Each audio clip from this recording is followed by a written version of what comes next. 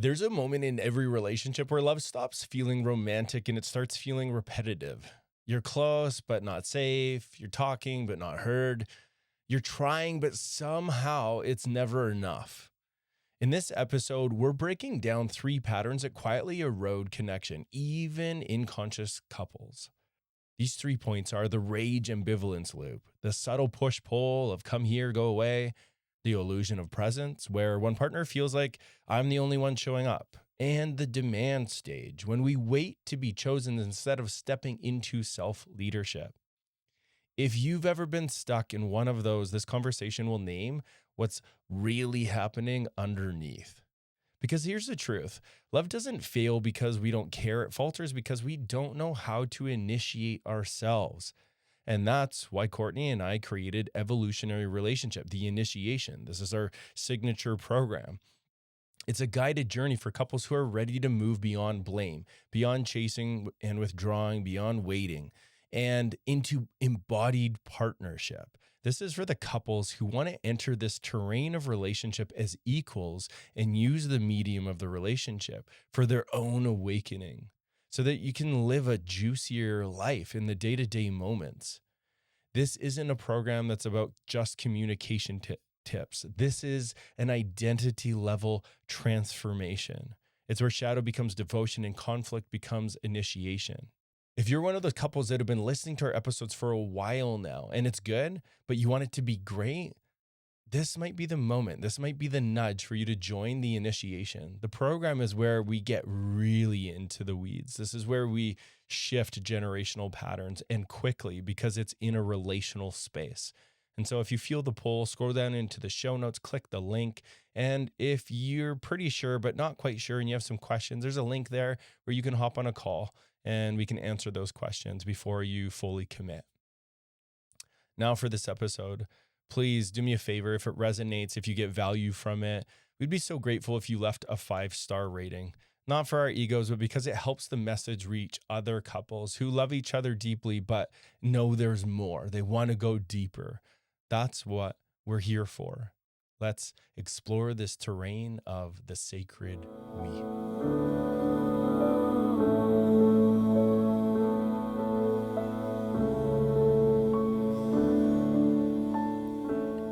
God, I'm feeling anxious about this conversation of anxious. My anxious attachment, how I project onto that, this is literally what the voice says deep in there. It goes, oh, is that because your avoidance doesn't actually know how to deal with anxious attachment? Could that be why? Let's change the subject. It's a little bit snarky. I love that we're diving into this topic because one of our most listened to episodes was this piece around how to be in relationship with somebody with avoidance. And today we're going into the deeper terrain of anxious and what it can look like. And sometimes what can be confusing for me, and it has been confusing along this journey of getting to know insecure attachment in general, is sometimes anxious does express and look similar to avoidance. And I think that's a conversation that isn't talked about enough. So I'm really excited that we're going into this with more depth. Yeah. And just a little funny side note that the dynamic between anxious avoidant is so strong that when we were trying to plan this episode and we were working with ChatGPT, we were trying to ask it, we're just talking about relating with anxious attachment. And the ChatGPT kept talking about avoidance, which, if any of you know the dynamic that can happen between avoidance and anxious, is that the energy can kind of keep sliding over to the avoidant, right? And it was like literally playing out in us trying to plan. We kept saying to ChatGPT, no, we just want to talk about anxious attachment. And then it kept talking about avoidance.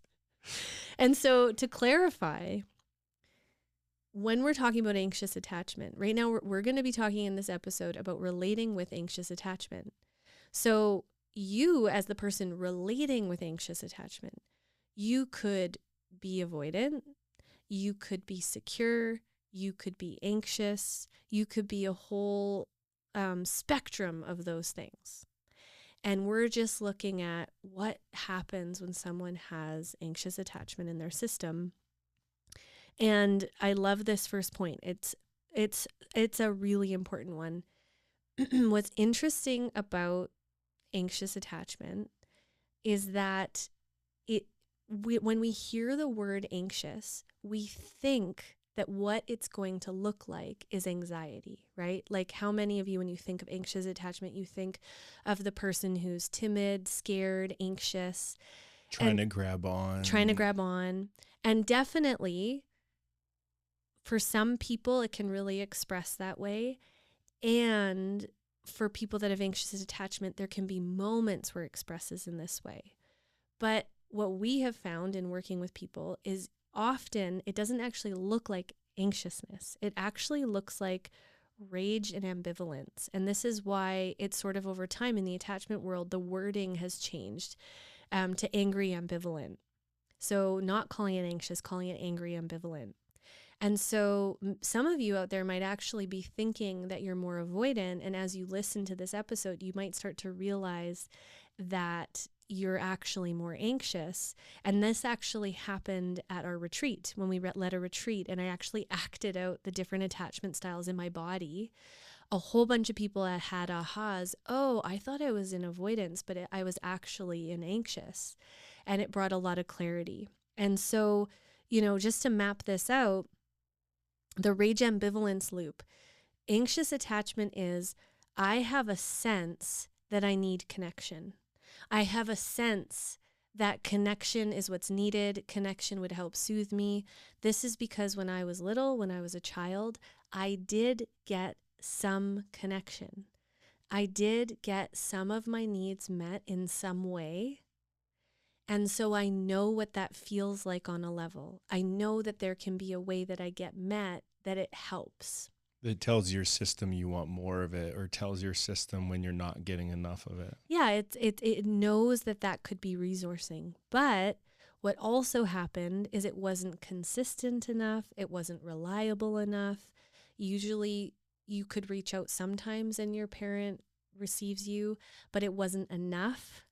And then other times you got the message there was something wrong that you were reaching out, or they got annoyed, or they didn't respond. And so what happens is that there is a knowing that you need connection, but there's a feeling that it's never enough. It's not consistent enough. And what that creates inside is rage, anger, because I know I need this. Like if we think of a child, would be appropriate to be angry because you have a feeling you need connection. You get it enough that you want to express it. And so it's going to come out as anger, right? And then that would alert the caregiver to you need something. You're needing something, you're angry, Now, ideally, our caregiver would respond to that. Oh, I haven't given you enough, and we'll move towards. But more often than not, with anxious attachment, instead what happened is the caregiver gets mad at their anger or starts to put down the anger or doesn't respond to it properly, gets afraid of the anger, right? Moves away, pulls away. So what happens is that this little nervous system gets locked in this anger. So there's the feeling of I need connection, I want connection, and it's not there enough. Then there's the anger about that and trying to be heard about that.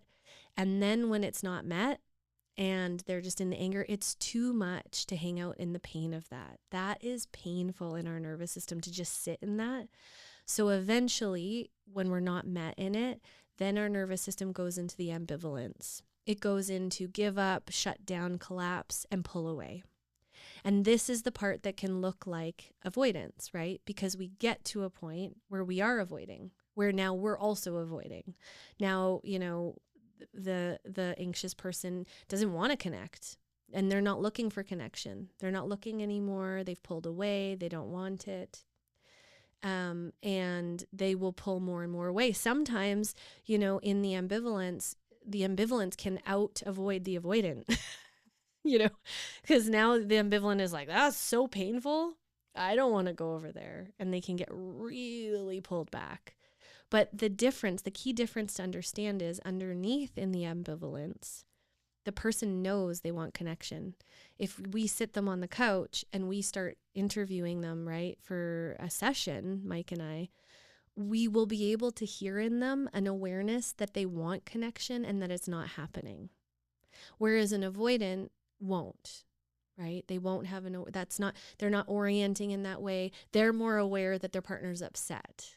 Whereas the anxious is there's some version of, I want connection and it's not happening. Yeah, just to give more ground to that, an avoidant will often look like, I don't even know what the problem is. I don't even know why we're at couples counseling. Like, I thought everything was fine, but my partner seems really pissed.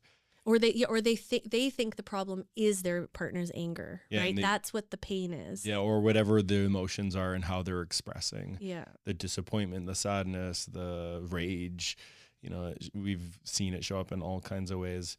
And that's a true avoidant attachment, is it really believes, and there's places where I have this where I believe and convinced that being in my own energy and taking lots of space is better for me.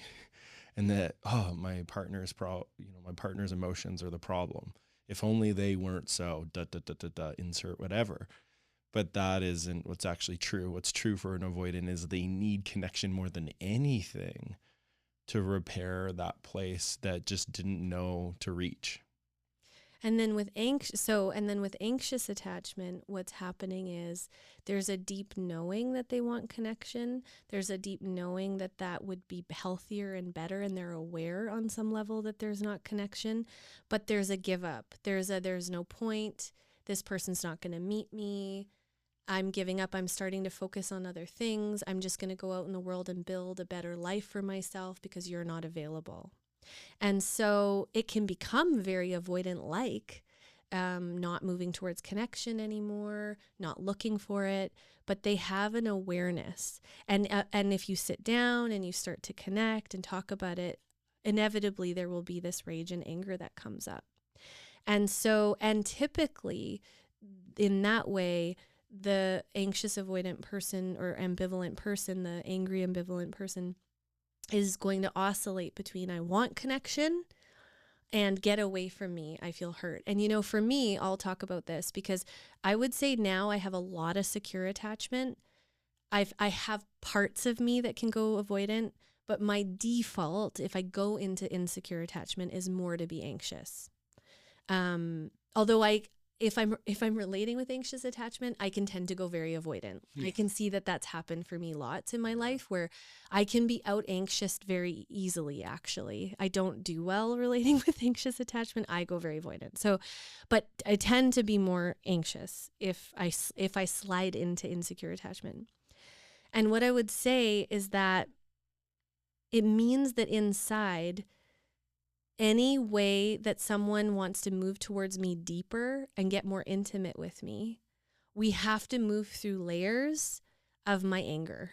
There's a little girl in here that's angry about all the times she wasn't met and feels so hurt. And she's learned how to be okay on her own. She's learned how to build out goodness on her own. She's pulled back.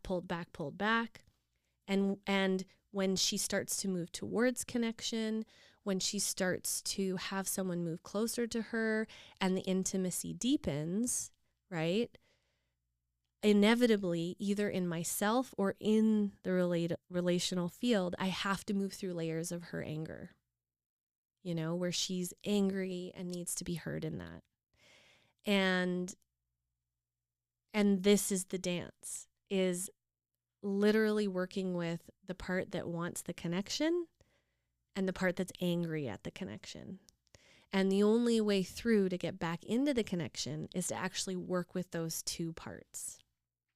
And anyone in relationship to you, like me, needs to know that dance that you're in yourself. And then, with this whole, when we talk about evolutionary relationship, when we talk about sacred relating, it's this terrain of being an ally to help rewrite that story. So my work in relationship to that, where it's alive, and just to name, there's lots of places this is alive in me too, which we'll go into in a bit. But in this situation, I have to understand that that's something that you have to reparent in you, and I'm an ally to it, which means in my reparenting inside, my work is to not take it personal.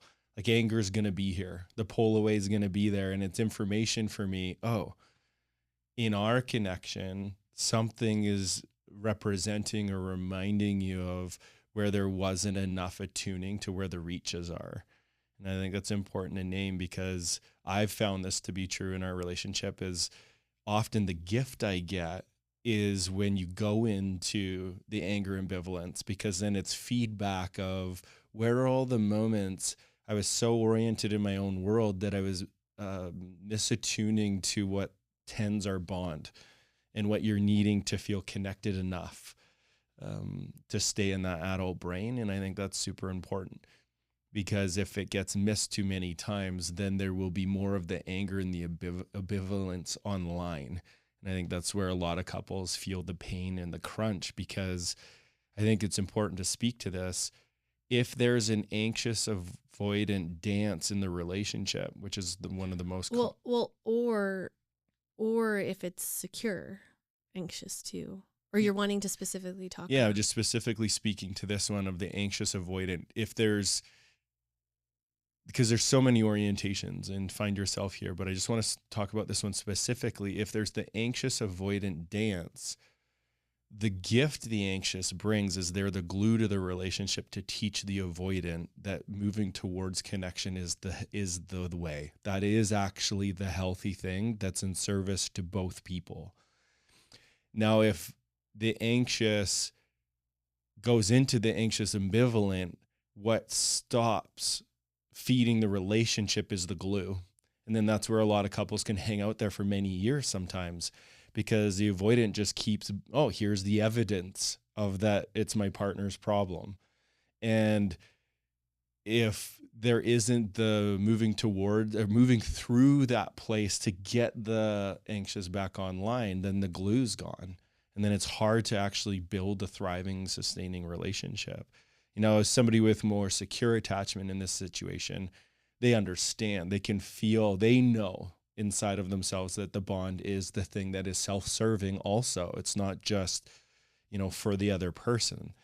But when there's the avoidance, it's just important to name your anxious partner is the gift in your life that you may not have realized yet. They're the glue to bring you into a better life, which is a connected life. This is the place where the not enoughness, the loneliness, the helplessness lives, is that dissolves through the medium of felt sense of connection, which is, thank God for anxious to say, this isn't it. Let's figure out what's needed for us to be back in the feeling of us. Yeah. And, you know, one of the things I've found challenging, let's say relating with when Mike's in anxious, right? This is the hardest part about relating with anxious, is what you're interfacing with is anger, right? So the person moves towards, and they're so angry that you're not connecting with them. But of course, in that moment, they're not being connective, right? So their face, their tone, you know, I do this too, right? The whole way they're presenting is very conflictual, right? And conflict and push away, you know? So that's what it looks like. Not warm and inviting. But they're saying, I want you to connect with me, and you're not connecting with me. And so the most challenging part of relating with anxious attachment is how to rectify that your body is perceiving that they want you to get away and that don't relate with me, while simultaneously they're saying, connect with me.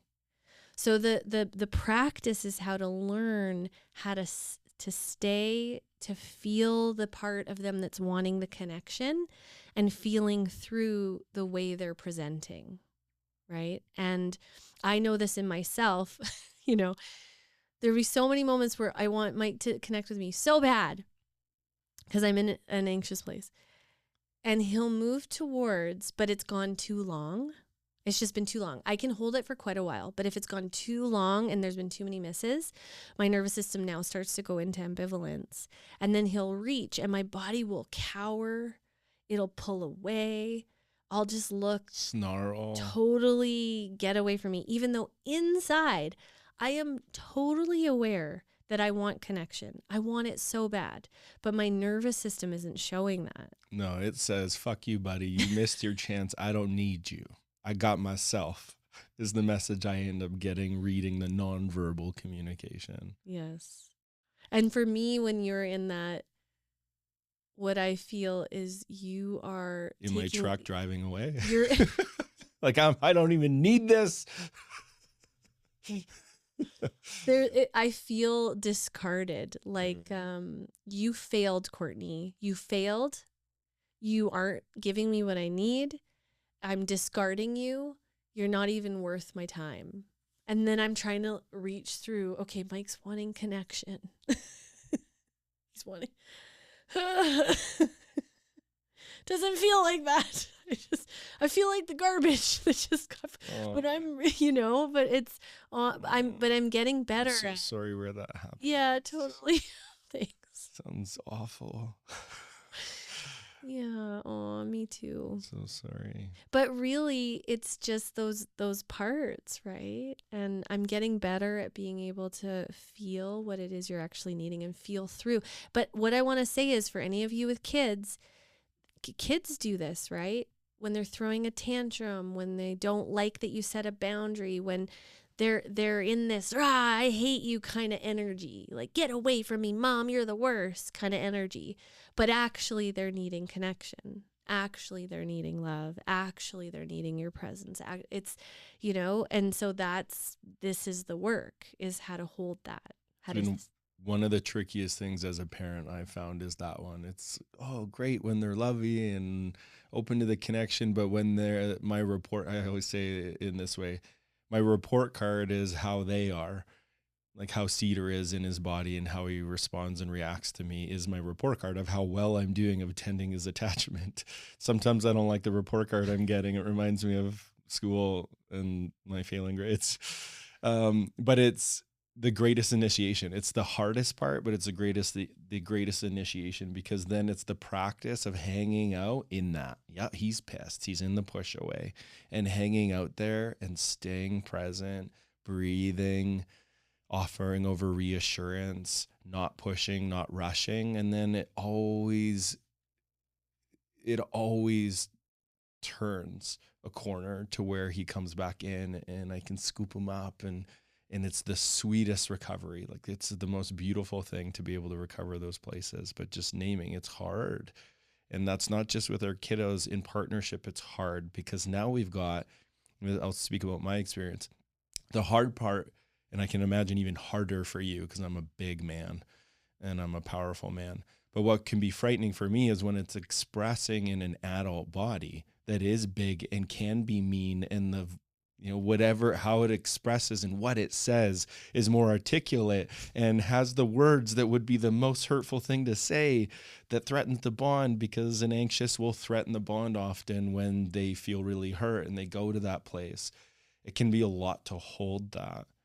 As an adult, it takes a lot of skill, which is what we teach in our evolutionary relationship. The initiation program is guiding couples into the how to do this, so that we can rewire it, that we can soften it. Which often can be in that program, right? It's both helping the anxious person realize they're actually wanting connection, but that it's not coming across that way. And even them being like, right, I'm wanting connection, right? Oh yeah, that's what I'm actually wanting. And also just helping even their partner become aware of that's actually what's happening, because that can get really lost. It becomes about the fighting about it. And what I want to say too is that this is hard work, whether you have secure attachment or not.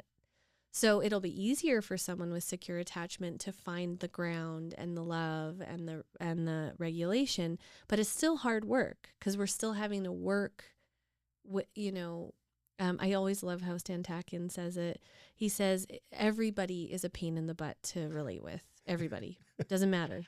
It's hard work and everyone's a pain in the butt. Yeah. And I think that's a really important ground level understanding. There's not some romantic perfection that we'll get to. There's a type of partner where it won't be a pain in the butt. Yeah, it's so true. It's important to highlight that because it can be a pain in the ass if you meet. I think some people think, well, I'm going to ditch my partner because I'm going to go find someone that's securely attached and then all my problems will go away. And then they meet them and then all their insecurities come up like, wait, I'm not as secure as I thought because they're so okay over there. And then it's a pain for both. Yeah. It's hard work. We have to work with it. So the other point that we want to make, and this was important to me to include in this podcast because this is something I don't hear people talk about a lot, about anxious attachment. So there's this interesting thing with anxious attachment where the anxious attached person can have a very strong belief and feeling, I'm the only one showing up. Okay? And it's, I'm the only one that's showing up here. I'm the only one here. I'm the only one. And what I want to doing the work. Yeah. I'm the only one who wants this. Yeah. I'm the only one. Yeah. And the thing is that I want to first name, there is a layer of truth to this in the sense that the anxious person often is the one, like Mike said, especially if they're in the relationship with an avoidant, who's flying the connection flag, the person who is bringing awareness. And there's a truth to that, right? There is a truth to that. And the part that the anxious person, and if you're an anxious person, just take a breath here because it's a big thing to let land and feel and take your time to let this land in you. And if you have an anxious partner, breathe through this. Don't just run to your anxious partner and tell them this. It will not go well. The anxious person is in the illusion of presence because they're reaching and they're angry and they're demanding about connection. But when they're in the insecurely attached place, they aren't actually being connective. They aren't actually being present in the relational space with their partner and with themselves. We have to be in some type of security in ourselves to be able to do that. So a very common thing when Mike and I are supporting couples, right, is the anxious person, and I've done this lots in my journey, is talking about how they're the only one that connects, they're the only one that cares, they're the only one. While what we are watching in front of us is that the anxious person is not noticing their partner, they're not attuning to their partner, they're not behaving in a way that would build safety or connection, they're not reaching for connection. So they have this feeling of wanting connection, but they're not actually embodying connection. And the illusion in that anxious place is that they really feel as though they are. And that's what they're so angry about. And the growing up of that part in the anxious person is to start to become aware. Yes, they're aware connection is needed, and they've been saying that, but that they actually have to learn how to embody connection. Whereas 99% of the time, unless they've come into an awareness of this, they're in the story that if their partner just learned how to connect with them, then they would have connection.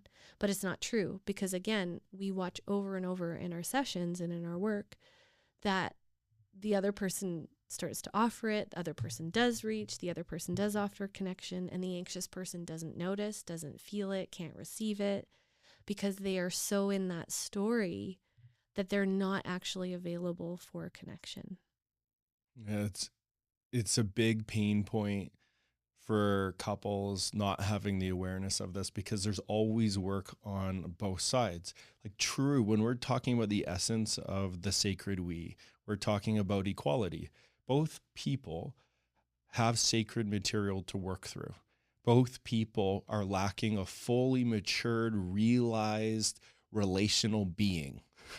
And we're learning how to be relational. That's the whole point of this sacred we of partnership. It's we're going to evolve together. We're going to hold the parts of us that are afraid and insecure and take ownership for it and get curious of where our blind spots are so that we can be more relational. Because somebody who's in the anxious, and this is often a big aha moment. And when I've had this even reflected for the places where I go into anxious, it really hits home. Think of somebody who's in an anxious outburst and they're enraged of how there isn't connection. What you described, some examples earlier, angry, pointing out all the things where somebody isn't showing up or the partner isn't showing up, all these things. It's not very attractive. It's not something that's seductory. It's not the thing that is inviting warmth or attunement or care or kindness, because it's kind of mean. It's kind of harsh. And it's important to own that when we're in that place, and it's been humbling for me when I'm in that place, for me to eventually notice I'm not even really considering with compassion, gentleness, and warmth what's happening for you on your side in your world that I'm not caring about right now because I'm so focused on where I'm hurt or where I'm not getting what I need. It's important to note that, because in order to be fully relational, we have to be able to hold what's happening for me, my reality, and caring about that. But then also what's happening for you in your reality and caring about that. Or else there isn't a relationality. And what can get confusing of this, I'm going to add one other layer here. What can get confusing about this when we have anxious attachment, or when you're relating with anxious attachment, is the anxious attachment person can believe that because they're hyper-focused on the other person, that they are really noticing the other person, right? That's what's confusing. The anxious person will be noticing the other person a lot. Yeah, this is how he or she is not showing up. This is how they aren't meeting me. This is what they're doing. They have this pattern. And so they actually will believe, I am so focused on you. I'm so focused on you and you're not focused on me. But actually, you're not really focused on them. You're actually feeling your own anxiety. You're feeling your own unmet needs from when you were a child. You're feeling your own angst and distress, and then hypervigilantly watching your partner for signs of that, which is not the same as really first being connected and grounded in yourself, and from there being able to attune to your partner. And so this is the confusing part of relating with anxious attachment, is they will be telling you that they're so focused on you, they'll be angry, and simultaneously, you will actually feel alone in the relationship. You'll feel not seen. You'll feel not acknowledged. You'll feel like you are offering things and it's not landing. You'll feel like you're being told how connective and relational they are, but you're not actually feeling that. And this is the confusing part of relating with anxious attachment. Yeah, because true presence is able to hear the expression of whatever's happening on the other side and not have it penetrate the truth of self and not be wavered and swayed. So as an example, if you're in anxious and you're coming at me with the anger, or maybe I've missed the point missed the mark too many times, missed the reaches, and we're in the anger ambivalence. If I'm to be a true ally, and if I actually offer over presence, I'm able to sit, breathe, anchor into what's true for me, maybe imagine the little girl, see you as that, and offer over the thing that will actually bring back a felt sense of connection, to reestablish the bond, the reassurance, and all the ways that we teach in our program. Then there's here's where we're connected. And when I'm in that anxious place, when you penetrate through all the stories I have about you and you come in and you just give me the felt sense of connection in the ways that really work for my system, it's really humbling. Oh, you do care. Oh, you are there. But to your point, it's because you're actually being present, not just sitting there. I'm here and these are all the ways that I'm loving you. And you're just not But when you come in and give true presence, it penetrates through all those coping strategies. And does it ever feel good? I mean, it makes, just to give one last little visual of how this part shows up, is I remember having a moment, this was years ago, where I was in that and no one shows up for me and no one's present with me and here I am again in it. And Mike just looks at me and says, but I'm here right now.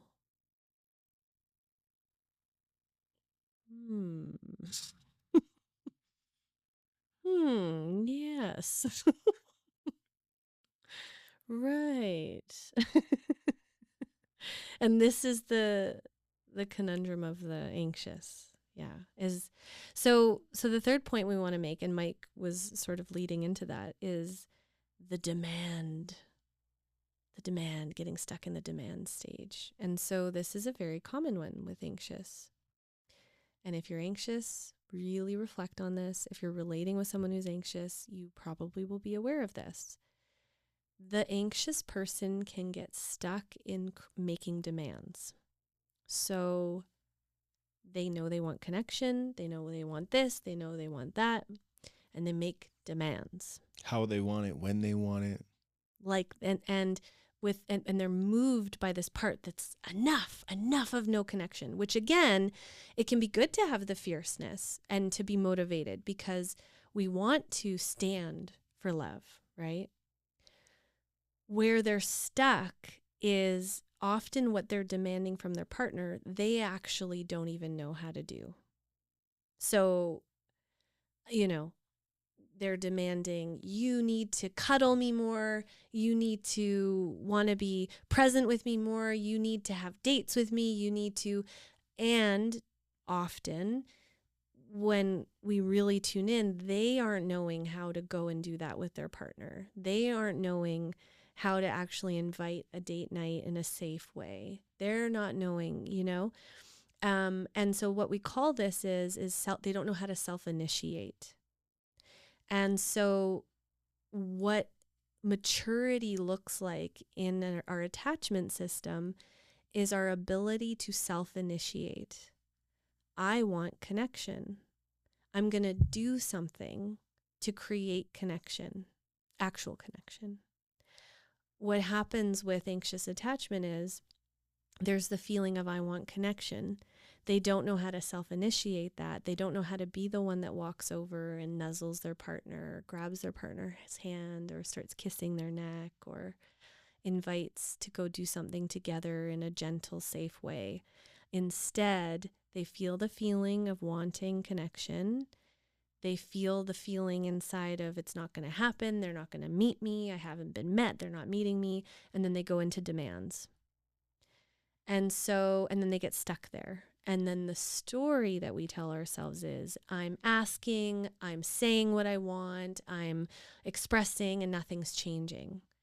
But it's because you're demanding it, not self-initiating.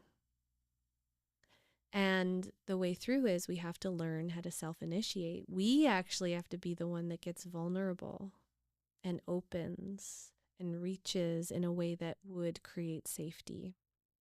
And self-initiating can be really hard to do when there's a whole bunch of hurt between you and the other person. It's vulnerable, it's tender, it's soft. Mike and I've had so many moments where, we just had one the other day where we had a miss when I got home from the hot springs, and I could feel myself, ooh, there's that ambivalent part. Oh, there's the angry part. And for me, it's been just getting the hang of noticing them. There's the ambivalent, the sensation. Oh, there's the angry. And then feeling underneath the part that wants to connect, and then moving towards Mike and reaching my hand out, touching him. That actually feels harder in some ways, in certain moments, than demanding. It doesn't feel as safe, in quotation marks. Of course, it's safer, but it's vulnerable. And Mike's going to see that I really want to connect, and he's going to see that I actually love him. Whereas the other way, I can have a whole bunch of layers of protection up, and I don't actually have to be vulnerable. I don't actually have to let him see that I love him. But it's actually him seeing that I love him that's going to help him soften and want to be there with me. And it's risky because I could miss that one too. Like the reach from the place of already Too many hurts. And then the risk is, then feeling the feelings of if this one is missed also. And I'd say once it gets to that place, and I know that in myself, when I'm into the anger ambivalent part, it's a place of desperation now. I feel in so much internal distress that I'm really needing a strong, attuned move towards in a way that's safe and not projecting that I'm a problem or too much with the feelings that I'm having is how I notice it in me. And it's risky, but what's so beautiful about the example that you used is how sweet it is when you move through that. If you're in it, I feel the reach. And then I feel the part of me that is in my insecure attachment and wants to go into push away. Well, but yesterday you didn't reach. Yeah, some story about. But you yeah. Whatever story it is to prevent the connection. Yeah, which I do too. And then me reach. And then so when we're double reaching through our material, this is what the whole essence of the sacred we is about.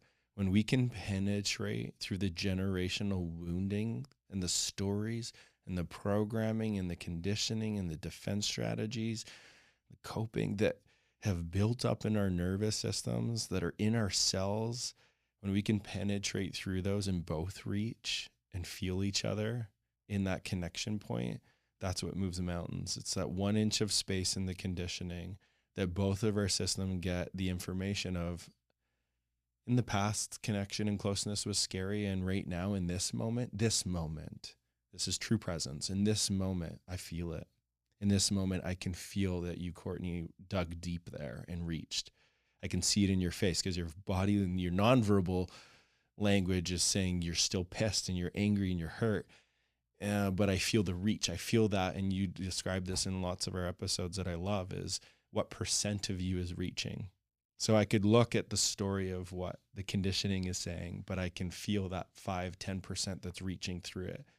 And then when I can offer that and you can feel that, oh my God, that's what's juicy. That's the sweetness, because now our nervous systems get a bit of new data of, wait a minute, maybe these stories I've been carrying aren't true. Maybe there is something new possible. And this is where we both get to evolve and be the allies of that. And there's no sweeter thing. Yeah, and in our program, in our initiation program with couples, this dynamic, right, of the anxious in relationship can be on any spectrum from someone who can get really enraged and really dysregulated and really angry and it's big, but it can also be subtle, like a couple who just aren't able to actually connect and cuddle at night because they're in this dance and they're not fighting. But this is, she's wanting cuddling. He's avoidant about it. She keeps trying to reach, but saying it from her head, and it can play out in extreme kind of ways, but it can also play out in more subtle ways. And it's basically this dynamic that's preventing actual connection from happening. And for some relationships, this can be a big theme, and for others, it can be just in certain places, right? Mike and I have a few key places that we're working through generational imprinting that this is there, right? And then we have other parts of our relationship that are very secure and that there isn't that dynamic. And we can all have certain parts of us that are anxious and then certain parts of us that aren't. But we did want to just end with this bonus since you stuck around. And just really briefly, what does an anxious person need? And we wanted to just share two pieces. One, soothing. They need to be soothed. Another way of saying soothing is reassurance. Reassurance. They need reassurance. And the second thing is they need someone to love them and stand in the storm with boundary. And emphasizing the boundary, because a lot of nice guy, nice girl tendency, if that's alive in your dynamic, can go into the belief of boundaries will be a problem, but boundaries are the thing that actually help that person feel where the banks are. Yeah, I'm here. I love you. We're going to find our way together. And I'm not going to get pulled into your story. I'm not going to lose myself in your story. Yeah, I'm not going to let this take up so much space. Let's connect now from this present moment. This is how we do it, in a way where we feel it, not the story and all the back. Well, for the last 10 years, that's not the moment. Yeah. It's the third. That was it. It was two things. Oh, it was two things. Two things that are needed, the keys. I'm gonna add give you guys a bonus to the bonus. Oh, okay. So there's, in the work that I do with men, there's something that I've coined here called relational authority, and it's made up of 3 qualities. There's 3 themes. Ultimately, it's the process of initiation, integration, inspiration, but the themes in them are, which works for somebody with anxious, is the first one is leading with vulnerability. Another way of saying that is radical transparency of what's happening here in yourself, leading with that, because that disarms the other person. The second piece is acknowledgement of what is happening for you in your experience, because it's also disarming of, oh, I'm feeling anxious. I'm feeling that. I'm feeling hurt. I'm feeling sad that we're far apart. I'm really wanting us to connect, acknowledging some truth in self. And then the third one is the reassurance. Going back to that soothing piece is reassuring that you're there, that you care, that the other person matters. And this also, those 3 phases get to happen in yourself. If we can do that inside, be vulnerable with our own experience, acknowledge what's happening, and lead, and then offer reassurance, we will be able to offer that to the other person. That's relationality. That's leading ourselves towards what we actually want and need. I'm having this feeling I just want to scoop up all those cute little anxious attachment in our children and just give them so many kisses and so much love, and just see how much they needed to be connected with, and say, yeah, you know about connection, you're wanting it, let's become that. Let's embody that. We need to grow up now. It's time to grow up so that you can really get it. Yeah. And your feelings matter so much, and we're not going to let them spill all over the place anymore to push the connection away. We're going to learn how to be with them, to soften them. Yeah, to connect. Yeah. It's the sacred we. And, for you guys listening, especially if you've gotten this far, my guess is this isn't the first episode you've listened to. God, we're close to approaching 100 episodes. And this is all great information. It's great stories. It's great. They're great examples. It's, there's a lot of inspiration of what Courtney and I share here.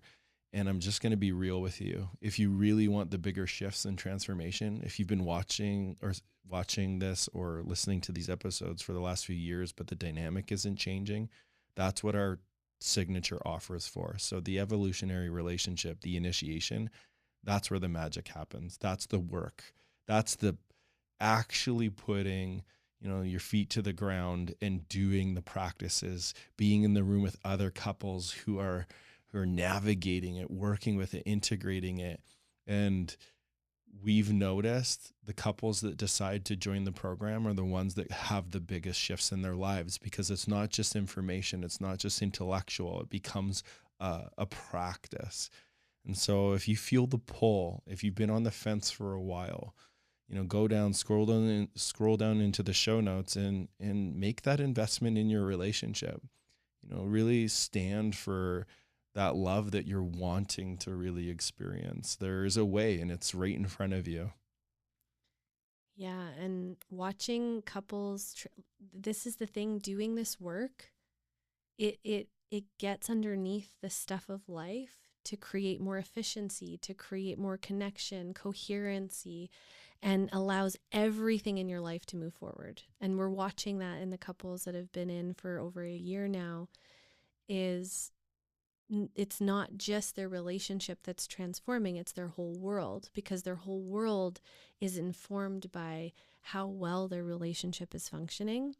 And so when people can really devote to not just longing for the relationship they're wanting to create, but being it, actually becoming it, this is where we come in and we support couples to actually do that, and not only understand these things, but actually embody it and integrate it into daily life. So it's now the way of being.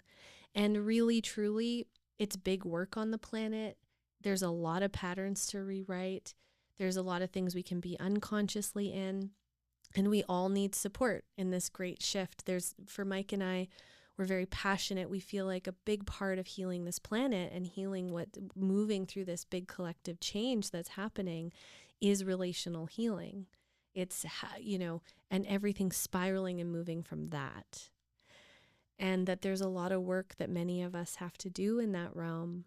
And the more couples we have embodying that, the more love there will be, the more loving families there will be. And then what that will do in trickling out into our community, but also down the generations, is huge. Yeah. And practically, it's the thing that'll buy back the most amount of your time, because you won't be spending the hours processing and circulating and looping in the same old pattern again and again and again. Think of how free and liberated you'll be when the dynamics get sorted out and figured out and you're empowered in it and you're able to meet each other.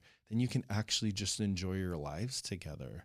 You'll have the frameworks to hold you through the crunchy places, because they will always happen, but you'll be connected in it instead of feeling farther and farther apart. So, again, if you've been on the fence for a while, and I'm saying this because I love and care about you, if there's any avoidant attachment in you that's, well, I don't know, and hanging back and not sure and think you're okay, if you're still here listening, my sense is this is for you, and inviting you into it so that you can live the life you were really born to live. And Mike and I would love to hop on a call if you're interested. We have a link for you to click and book an actual call to chat with one of us about joining the community and the program and what it would look like. So you can ask all your questions there. It's totally free, and we'd be happy to do that. I love you. I love you.